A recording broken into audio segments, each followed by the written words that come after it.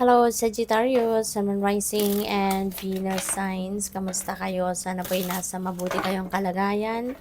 Welcome back po sa Star Tarot. At kung bago kayo rito, welcome din po kayo. Please subscribe, like, share my videos, and leave me a comment kung nakaresonate po kayo. Thank you. Tingnan natin kung ano mga messages ni Sagittarius.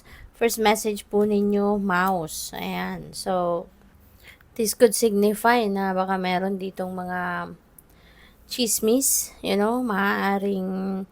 maaring kayo yung makikipag-chismisan, kayo yung magdadala ng kwento, no, sa ibang tao, or baka kayo ang dadalhan ng kwento. O pwedeng kayo yung magre-receive, no, ng mga impormasyong ito out of chismis. So, pwedeng sa mga kaibigan, pwedeng sa opisina, di ba? Pwede rin naman na sa pamilya, pwedeng gano'n, ano? And, this is also a time, no, na maaaring ma-stress din kayo. 'Di ba? Kasi lalo-lalo na kung kayo yung magiging subject ng chismis. So you never know, baka ikaw yung pagchichismisan, hindi ba? At yun ay makakarating sa iyo, ay talagang hindi maiwasan na pwedeng kayo ay ma-stress diyan. Pwedeng ganoon. But this is not hindi naman ito big time, no, na sitwasyon. Maaring saglit lang din ito, lilipas lang din ito, something like that. Pwede rin na may mga disappointments dito, no, na maaring maranasan kayo, lalo-lalo na pagdating sa mga taong mahal mo, no? Katulad na lamang ng person mo, 'di ba? Baka magkakaroon ka ng disappointment sa love life, pwedeng ganun, or sa person mo mismo, or sa isang kapamilya, or sa isang kaibigan, no? We also have child, ayan, so Sag, this is new beginning energy, si child, no? So baka ang iba sa inyo, you're going to start something new in your life. Maaring meron kayong papasuking bagong chapter, bagong kaganapan, bagong sitwasyon, no? Pwedeng bagong trabaho, bagong level ng inyong relationship, pwedeng meron bagong career path, yung gano'n na tatahakin ng iba sa inyo. Pwede rin na magle-level up na kayo sa inyong commitment, no? Baka sa commitment ninyo sa inyong person, baka meron na ditong magpapakasal, meron na ditong magsisimulan na magsama, magsisimula na mag-anak, yung mga ganun ba, no? Or baka talaga na ang iba sa inyo, baka parating na, no, ang inyong baby. So, pwedeng ganun ang ganap. So, by the way, Saj, I would like to say hi muna and shoutout sa ating beloved channel member na si Maria Embido 9643. Hello po sa inyo at maraming salamat po for your support sa channel. And maraming salamat din for subscribing, and if you haven't subscribed yet, subscribe na po kayo. Volunteer, wow, napakalaki ng inyong puso at nagkakaroon pa rin kayo ng oras, panahon, ano, para makapag-volunteer kayo, para makatulong kayo sa iba na wala kayong ine-expect na kapalit, no? So, meron ditong bunny, pwedeng mag-volunteer kayo sa isang animal shelter, 'di ba? Yung mga ganon, or anywhere, no? Baka meron din kayong baka nagre-rescue din kayo ng animals, no? Yung ganun ba? Tumutulong kayo sa mga institusyon, ano, na nangangalaga ng mga animals, pwedeng ganon.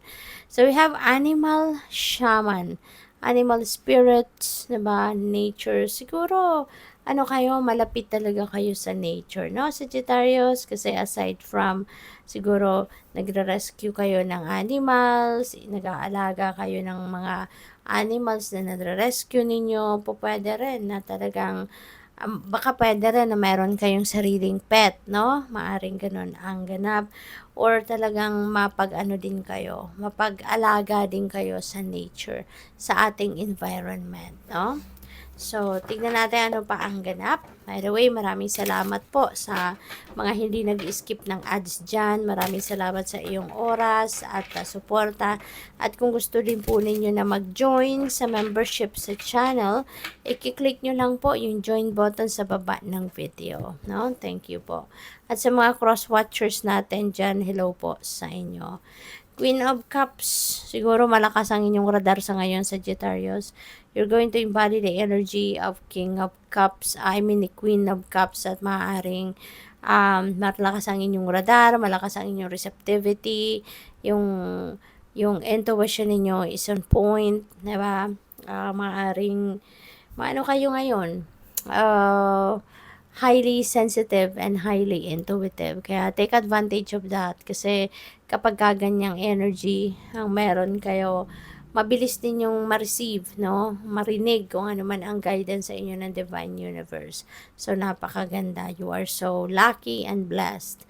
At pwede rin, ano, na baka meron kayong inaalagaan, no, na matured woman, baka ito ay nanay ninyo, 'di ba? In-law ninyo, auntie ninyo, lola ninyo. So maybe you are taking care of someone na medyo matured na. Or sabi ko na ba na it could be nanay ninyo, something like that.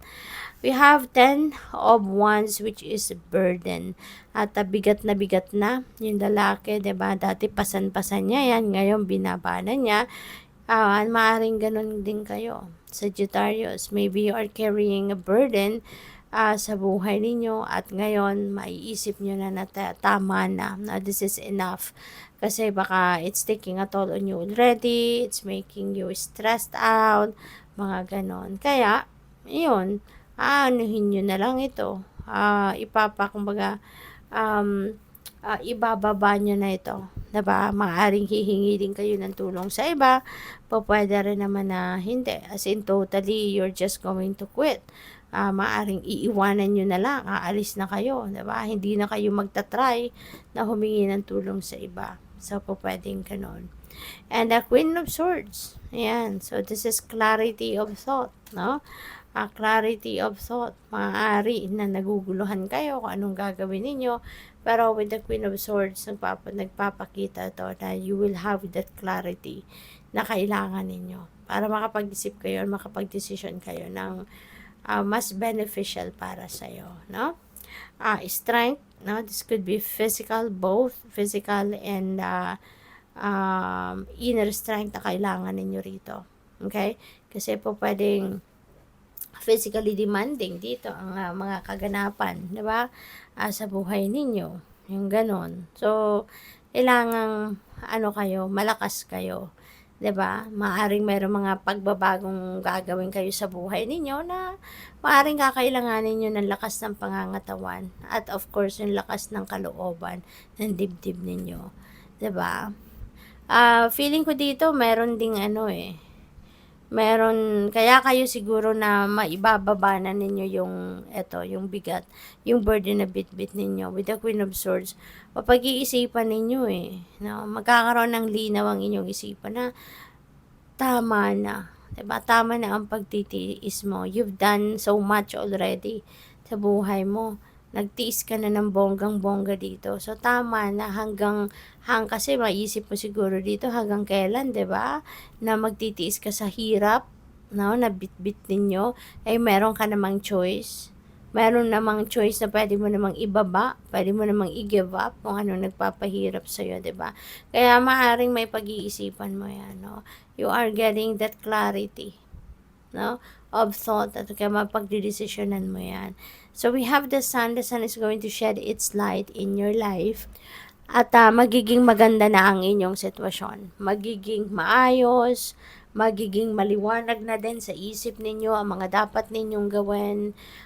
Magkakaroon ka na din ng clarity talaga kung ano na yung mga bagay na dapat ninyong pag-focusan, what are the things that you need to do, yung mga ganon, no? This is also a time of success. Meron kayong pagtatagumpayan.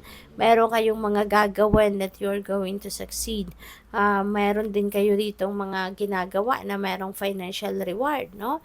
At magiging financially successful, materially successful, yung ganon. So, good luck sa'yo. Kasi maraming pagbabago ang magaganap dito. Pero yung mga pagbabagong ito are positive changes. Kaya this is exciting. And we have King of Swords. Ayan. So, there is someone, that is going to be very supportive of you. Kung kailangan mo ng enlightenment, merong tutulong sa'yo. merong mag-a-advise sa'yo. Professional advice, merong mag-a-advise sa'yo. So, you're surrounded, no, with supportive people. You're surrounded with people that are very concerned din, no, sa inyo. Kaya napaka-blessed ninyo at napakaswerte, no? Kasi here and there, kumbaga kaliwat kanan, merong support, no, na ipapakita sa iyo ang mga tao sa paligid ninyo. Good luck po. Thank you for watching Love and Light. Namaste.